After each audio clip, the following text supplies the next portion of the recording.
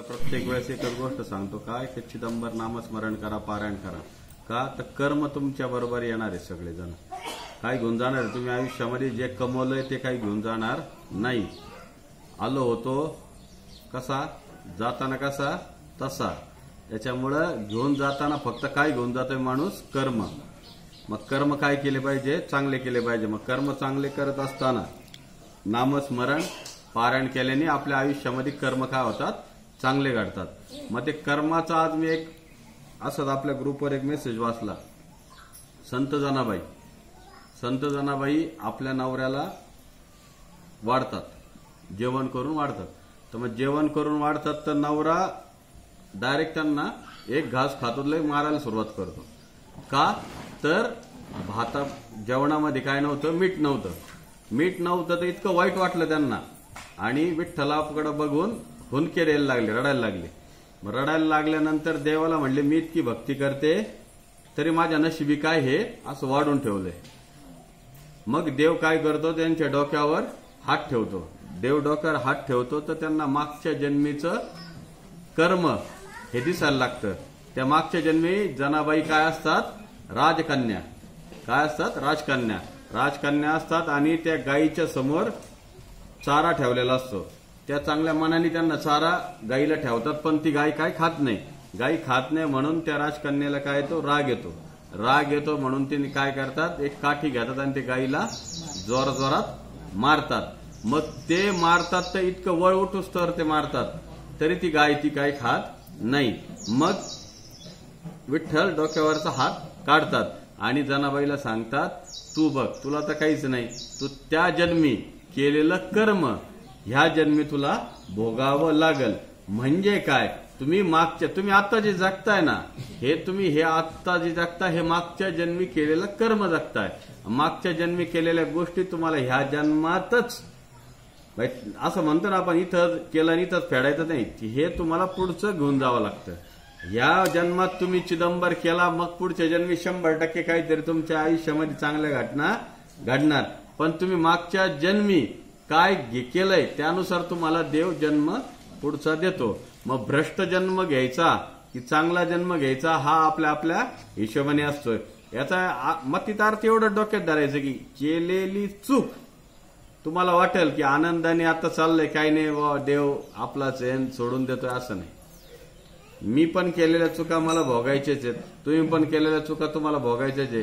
प्रत्येकाला केलेल्या चुका भोगायच्या आहेत. पण जर तुम्ही ह्या जन्मात जर पारायण नामस्मरण लोकांचं चांगलं चिंतलं, येतं त्याचं वाईट चिंतलं नाही तर 100% पुढचा जन्म तुम्हाला परत चिदंबर परिवारातच येणार आणि चिदंबरच करायला लावणार.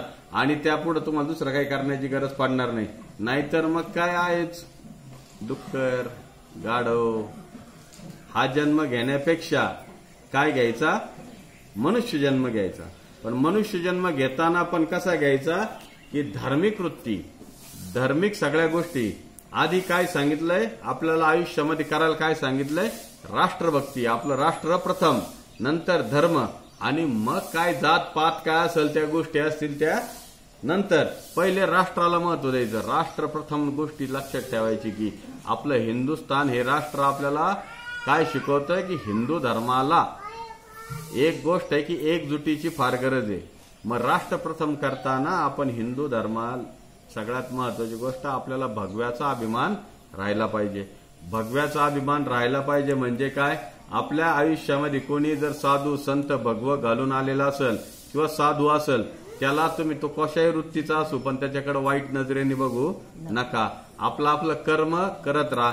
त्याला आल्यानंतर 2 गोष्टी देत राहा. त्याला दिल्यानंतर त्याचं काय करतो याच्याशी तुम्हाला काही घेणं देणं नाही. एखाद्या ब्राह्मणाला तुम्ही किती दक्षिणा दिली, मग ती दक्षिणा दिल्यानंतर तो ब्राह्मणाने काय केलं याच्याशी तुम्हाला घेणं देणं नाही. हेच सांगतात साधू संत, एकच गोष्ट सांगतात तुम्हाला आयुष्यामध्ये की कर्म करताना वृत्ती चांगली ठेवा. कोणाविषयीही त्याला मन दुखवल अशा गोष्टी तुम्ही करू नका. आपल्याकडे काय आहे, आपल्याकडे तेच सगळ्यात जास्त आहे की आपण काय करतो, एखादा माणूस आपल्या जवळचा पुढे जायला लागला की पोटात गोळा येतो. 3 इडियट्स पिक्चर सगळ्यांनी बघितला असेल आहे की नाही, जवळजवळ लोकांनी. 3 इडियट्स मध्ये दाखवलं नाही का की ते 2 दोस्त 3 दोस्त असतात दोघ जण काय करतात बघायला जातात कितव्या नंबरला आहे. एक जण खालून शेवटचा, त्याच्या एक वरचा, आणि त्यांची अपेक्षाच नसते की तो तिसरा दोस्त एक नंबर येत असेल म्हणून. ते खालचे बघतात, याच्यात काय तो नसतो. त्यांना वाईट वाटतं की आपला दोस्त फेल झाला, पण ते नंतर लक्षात येतं की त्याचा दोस्त एक नंबर आलेला असतो. काय आलेला असतो? एक नंबर. मग ते फेल झाल्यापेक्षा दुःख त्याला एक नंबर आल्याचं असतं. म्हणजे काय, दोस्त जरी असला तरी सुद्धा डोक्यात काय असतंय? वाईट. प्रत्येकाचं वाईट. कारण काय की तो माझ्यापेक्षा मोठा होऊ नये एवढं डोक्यात. माझं असं मध्ये तू पाहिला मोठा हो. आमचं आपलं थोडं भगवंताला एकच मागणं, बाबा त्याला मोठं कर, सगळ्या गावाला मोठं कर, मला चालव तरी. मोठं करायचं की नाही करायचा विषय तुझा आहे, पण कमीत कमी 2 गोष्टी मिळतील एवढं तरी करा. अनिल निमशे आपल्याकडे येतो. अनिल निमशे इथं कोणाशी जास्त चर्चा करत नाही, काय नाही. आला की तो त्याचा जप करत असतो, कंटिन्यू त्याच्या हातात काउंटर असतं, इथून झाडून घेणार, पुसणार, सगळ्या गोष्टी करणार. तर तो मला परवा दिवशी रात्री घरी आला.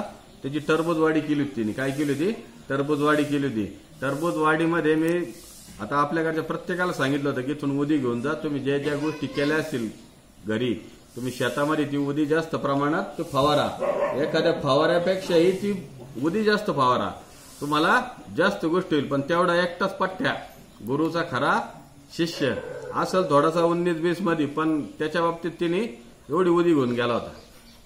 टरबूजवाडीमध्ये इतकी उदी तिने मारली तर टरबूज त्याचं निघालं जवळजवळ एक टरबूज कमीत कमी 7 किलो ते 8 किलो. त्याची अपेक्षा होती व त्या वाडीमधून त्याला जास्तीत जास्त 20 टन माल निघल. मग त्या दिवशी मला त्याचा फोन आला, असं गुरु असं द्यायचंय, पुढचं 7.5-8 रुपयांनी मागते. म्हणलं तू काही टेन्शन घेऊ नको, तुझं टरबूज 10 रुपये किलोच्या आसपास किंवा 10 रुपयाच्या पुढेच जाणार, पण 10 रुपयाच्या खाली जाणार नाही.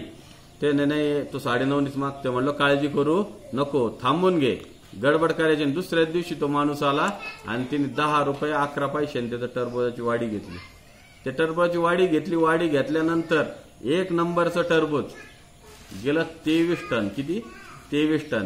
अजून निम्मी वाडीतले 2 नंबरचं टरबूज बाकी आहे. म्हणजे त्याचं म्हणणं ते 5-6 टन जाईल.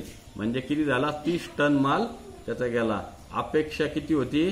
सगळी मिळून 20 टन निघाली. किती? 10 टन जास्त. 10 टन जास्त. पैसे पण चांगले. पहिल्याच याच्यामध्ये साधारणतः 2.5 लाख रुपये त्याला मिळतील. त्याचं मी त्याला विचारलं काय रे, कसं काय नाही. त्याने गुरु टरबूज आणि मिरच्या पण लावलेले त्याच्यामध्ये. मिरच्या आणि टरबूज मिळून 1 लाख रुपये खर्च झाला होता माझा. किती? 1 लाख. पहिल्या त्याच्यात किती दिलं स्वामींनी? 2.5 लाख. अजून मिरच्याचा निघणार, त्याच्यानंतर तो 2 नंबरचा जो आहे टरबूज ते निघणार. म्हणजे काय, मिरच्या, त्याचं म्हणणं मिरच्याच्या याच्यातच माझे 1 लाख रुपये होते. कारण मिरच्याला आता सध्या भाव चांगला आहे, मिरच्या एकदम मोठ्या प्रमाणात आहे. म्हणजे काय, भक्ती जर चांगली केली, काय केली? भक्ती चांगली केली, गुरूंवर श्रद्धा ठेवली, गुरूंनी सांगितले प्रत्येक गोष्ट जर आचरण मनात ठेवली. मी म्हणतोय असं नाही माझी प्रत्येक गोष्ट तुम्ही नाही, तुमच्या मनाने पण वागा, पण गुरूंचा शब्द होता काय की तुम्ही सगळ्यांनी तशा गोष्टी करा. प्रत्येकाने करायला पाहिजे. कारण का की 100% तुमच्या आयुष्यात काही ना काही घडणार आहे. आता आपण त्या दिवशी डॉक्टरांच्या घरी गेलो, शिरसाट डॉक्टरांच्या घरी. शिरसाट काकी काय सांगत होत्या की त्यांची मानेचा काहीतरी प्रॉब्लेम होता, काय नाही, पण ते काय एवढं मनापासून नाही, पण मी त्यांना लावली. काय झालं, त्यांचं ऑपरेशन करायला लावलं होतं ना. काय त्यावेळेस करावं लागलं परत ऑपरेशन? नाही, त्याचा विषयच नाही. मग तर काय, आपल्या यज्ञाची उदी त्यांना लावली. ते डॉक्टर आहेत, ते डॉक्टर असून पण ते ऑपरेशन सांगितलं त्यांना दुसऱ्या डॉक्टरने औरंगाबादला. फक्त त्यांच्या घरचे म्हणले, आदल्या दिवशी मी म्हणलो होतो की असं लावत जा, उदी लावत जा, पहिले डॉक्टरांकडे जाण्यापेक्षा अशा गोष्टी करत जा. मग त्यांनी त्यांच्या स्वतःच्या नवऱ्यावर प्रयोग केला. नवऱ्यावर प्रयोग केल्यानंतर काय झालं, त्यांचं ऑपरेशन थांबलं. म्हणजे हे काय, फक्त उदी आहे, ती उदी नाही हो, ते साक्षात चिदंबराने तुमच्यासाठी ठेवलेलं एखादं अस्त्र आहे की ते त्याच्यावर बरोबर काम करतं. आजच सकाळी मी विचार केला होता की आमचे हे मिलिटरी मॅन आहेत ना, यांचं आठवण आली होती मला सकाळी. आज हे महाशिवरात्रीनंतर चमकलेच नाही. मला काय भानगड, महाशिवरात्रीला काय इथंच नागबिक दिसला काय यांना काय माहिती. महाशिवरात्रीला एवढी भक्ती मार्गात थांबले आणि त्यानंतर इथं आलेच नाही, किंवा आले असतील मला भेटले नाही. हा, अयोध्येला गेले होते. पण आता महाशिवरात्र होऊन महाशिवानी 1-1.25 महिना झाला असेल ना. आज सकाळी मला आठवण आली म्हणून मी तुम्ही आले ना हसलो का, तर भगवंत प्रत्येक गोष्ट पूर्ण करतो. काय तुमच्या मनात तुमच्या हृदयात जर खरा भाव असेल ना देवाविषयी, तर 100% तुमचे भाव तो पूर्ण करतो. पण भाव कसा पाहिजे, हृदयातून पाहिजे. मग मी तोच विचार केला, काय भानगड मिलिटरी मॅन गेला काय, काय संपलं काय चिदंबर, काय संपना म्हणलं डॉ. मग त्यांनी माहिती दिसले मला समोर, म्हणलं अरे बापरे आहेत बरं का अजून. म्हणजे मनात काही चुकीचा येऊ देत नाही स्वामी. म्हणजे काय होतंय की आपण विचार करतो की अरे म्हणजे आपण किती माणसामध्ये गुंतलोय. माझा प्रशांत भाऊ तेच सांगत असत, तू माणसात गुंतू नको, माणसात गुंतला की त्रास होतो. आणि याच्या अगोदर माणसात गुंतून किती त्रास झालेला आहे, आपण हा त्रास भोगलेला आहे. त्यामुळे माणसात गुंतू नको. आपल्या या परिवारातला एक जरी माणूस आला नाही तर वाईट वाटतं का, की अरे काय भानगड, वाज याला काय झालं, अचानक का नाही आला, याचं काय झालं असेल. म्हणजे काय प्रत्येक माणसावर करडी नजर आहे. म्हणजे ते काय वाटतात, आपल्या घरचं वाटतात. पण आम्हाला जर तुम्ही घरचे वाटत असाल तर तुम्ही पण कसं वागलं पाहिजे, चांगलं वागलं पाहिजे. तुम्ही चिदंबराचं नाव बदनाम होईन असं काही वागलं नाही पाहिजे. मग गुरूंची लक्ष एवढं बारीक आहे की गुरु एक माणूस नाही आला किंवा 2 माणूस नाही आला, काय त्यांचा आपला संबंध नाही. माझ्या हिशोबाने आपल्या कार्यक्रमापासून त्यांचा संबंध आलाय, फार काय मोठा संबंध नाही. पण संबंध जरी 1 दिवसाचा आला, चिदंबराचा जर माणूस असला त्याचा संबंध भगवंत बरोबर डोक्यात ठेवतो. कारण का, की भगवंताची कृपा करत असतो. ती कृपा तुम्हाला कशी घ्यायची आहे हे आज लोंढेने आपल्याला आज ग्रुपच्या स्टेटसवर टाकलं होतं. काय एक असं काहीतरी बादली टाकली, बादलीला असे खाली होल पाडलेले दाखवले आणि पाणी पडतच आहे. पाणी पडतंय तर मग पाणी बादलीत राहील का, नाही. मग एक कर्माने निघतंय, एक वासनेने निघतंय, एक प्रारब्धाने निघतंय. म्हणजे काय, तुम्ही कर्म कसे करताय, प्रारब्ध कसं ठेवताय, वासना कशी ठेवताय, याच्यावर सगळ्या गोष्टी अवलंबून आहे. त्याच्यामुळे सगळ्या गोष्टी करताना मनात हृदयात चिदंबर ठासून ठेवा. म्हणजे काय, वाईट डोक्यात येणार नाही.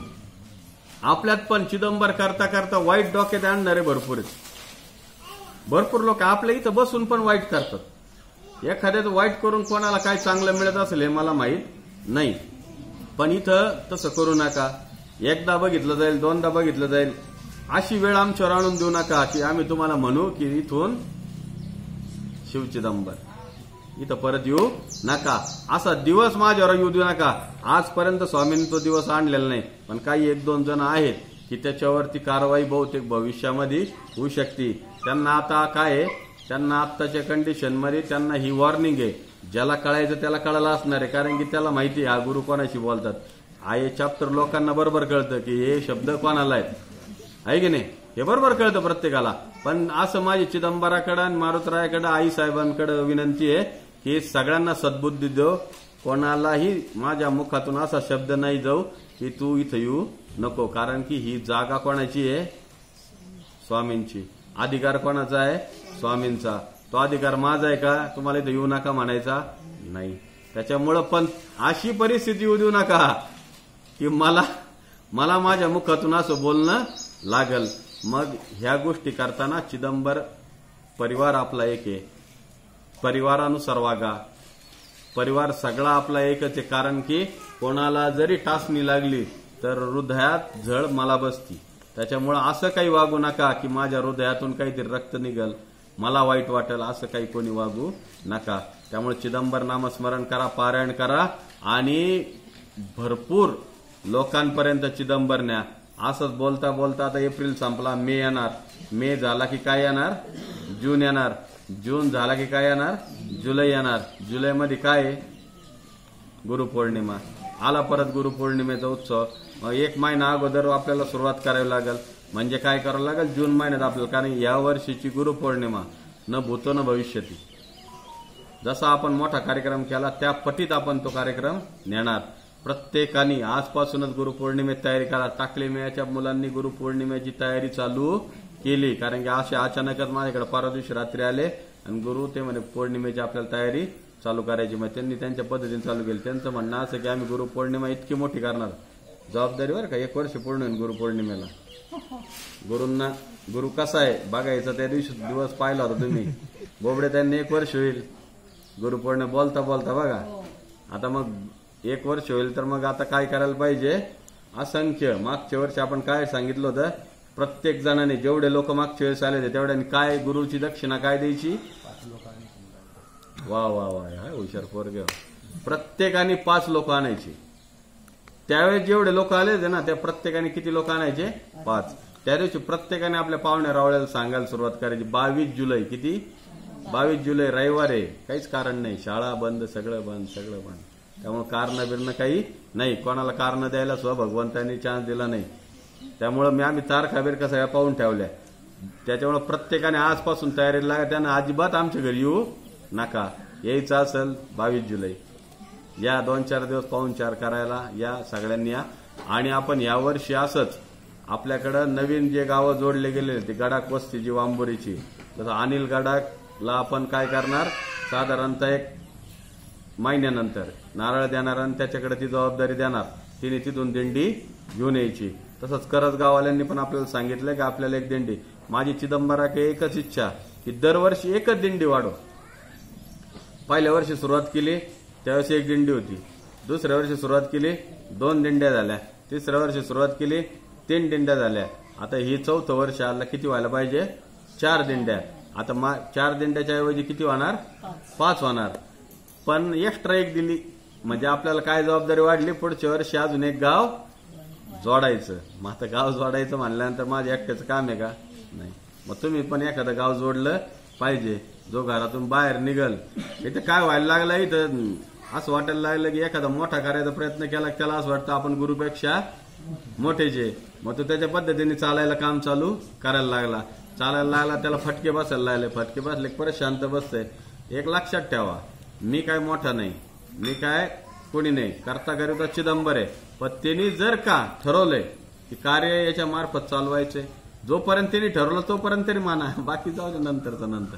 त्यामुळं ते कार्य करताना आपल्याला सगळ्यात महत्वाची गोष्ट काय की आपल्याला आजपासूनच तयारीला लागावं लागेल. मे महिना असंच बोलताना, कारण काय मे महिना आहे, सुट्टी आहे, असंच महिना निघून जाईल. मग राहिला परत जून महिना, जून पण असंच निघून जातोय. जुलै महिना काहीच नाही. जुलै महिना असंच बोलता बोलता येईल. कारण त्याच्या अगोदर आषाढी एकादशी, आषाढी एकादशीचा पण आपल्याकडे कार्यक्रम असतो. मग या सगळ्या गोष्टी होत राहणार. आणि त्याच्यानंतर आपण परत पुन्हा एकदा गुरुपौर्णिमा झाली की धूमधडाक्यामध्ये पुन्हा एकदा जन्मोत्सव, कल्याणोत्सव आणि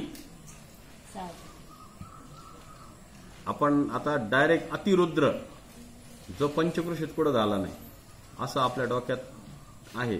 अतिरुद्र स्वाकारचा जो यज्ञ तो आपण करणार. आणि तो करणार असा करणार, 6 कोटीचा विषय काय होतो, तो परत ब्राह्मणात बसवायचे.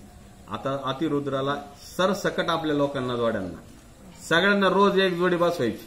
म्हणजे कमीत कमी 30-40 जोड्या तिथं बसणार. 30-40 जोड्या बसणार तर रोज बदलायच्या. 1 दिवस टाकली मेल द्यायची अख्खी, 1 दिवस वाघोलीला द्यायची, 1 दिवस देशवंडीला द्यायची, 1 दिवस कवठ्याला द्यायची. असे करत करत जेवढे आपले गडाक वस्ती, करजगावे, हे सगळ्या लोकांना मिक्स करून आपल्याला बसवायचं. मग तो काय होणार सर्वांसाठी. मग परत असं नको व्हायला की माझी इच्छा मागच्या वेळेस होती पण ते काय होतंय त्यांची आठ होती, मग आपण काय केलं त्यावेळेस बाकी सगळं तसंच करणार, फक्त आपण ब्राह्मण आपले इथले ठेवणार. त्याचा खर्च पण अफाट आहे. पण आपण यावर्षी कोणालाही हात पसरणार नाही. म्हणून काय केलं आपण यावर्षी अतिरुद्राचा विषय घेतला. अन्नदान पण आपण इकडूनच गोळा करू. फक्त आपल्या भक्तांचा जो विषय, आपल्या भक्तांना यथाभक्ती यथाशक्ती त्यावेळेस विषय, तोपर्यंत काय स्वामी चमत्कार घडतील, कुठून काय आणून देतील सांगू शकत नाही. बऱ्याच डेव्हलपमेंट करायच्यात. पण आपण खाली आपण हे केलं काय घाटाचं, तर मी सध्या घाट शांत ठेवलाय. घाटाचं मी का शांत ठेवलं की घाट खालचा फक्त चौथरा करायचा, एकदम खालचा जिथं आपल्याला आरती करायची तो चौथरा करायचा. पण घाट बांधणं काय फार काही मोठ्या गोष्ट नाही किंवा घाट बांधून आपल्याला त्याचा काही मोठा फायदा नाही. त्यापेक्षा इथलं डेव्हलपमेंट आपण साधारणतः 2 महिन्यानंतर गुरुपौर्णिमेच्या अगोदर एक मोठी डेव्हलपमेंट इथं करणार आहे. त्या डेव्हलपमेंट गुरुपौर्णिमे दिवशी त्याची आपण सुरुवात नाही करणार, आपण शेवट त्याचा करणार आणि गुरुपौर्णिमेला सगळ्या लोकांना ते खुलं करणार. अशा पद्धतीने 1-2 गोष्टी आहेत डोक्यात. पण सगळ्या गोष्टीचा काय होतंय, पैसा आडवा येतोय. पैसा काय फार आपल्याकडं नाही. आपण यावर्षी परत आपल्याला तो कार्यक्रम करायचा आहे म्हणून आपण परत पैसे कोणाला मागणार नाही. मग त्यासाठी आपण थोडा पैसा साठवून ठेवणार. अशा पद्धतीने आपला पुढचं नियोजन आहे. त्यामुळं प्रत्येकाने प्रत्येकाच्या घरी एक एक दोन दोन 10 20 रुपये गोळा करायला सुरुवात करा आपल्या परिवाराने, इतर कोणीही नाही. आपला जो परिवार आहे म्हणजे कोणता, जो फाउंडर आहे. जगात इथं कुणी असू नाहीतर नसू, गुरु असू नाहीतर नसू, जे लोक पालखीला 100% येतात, ज्याची पालखी चुकत नाही, एखादा पालखी इकडे तिकडे ठीक आहे, ज्याची पालखी चुकत नाही म्हणजे काय झाला, तो कोण झाला, फाउंडर झाला. तो फाउंडर मेंबर झाला. आणि त्या फाउंडर मेंबरला आता आदेश दिला गेलेला आहे की त्यांनी त्यांचं कार्य करायला सुरुवात करा. पहिलं कार्य कोणतं आहे, गुरुपौर्णिमा, लक्ष गुरुपौर्णिमेचं. त्याच्यामुळे गुरुपौर्णिमेवर लक्ष ठेवून पुढचं कार्य सुरुवात करा.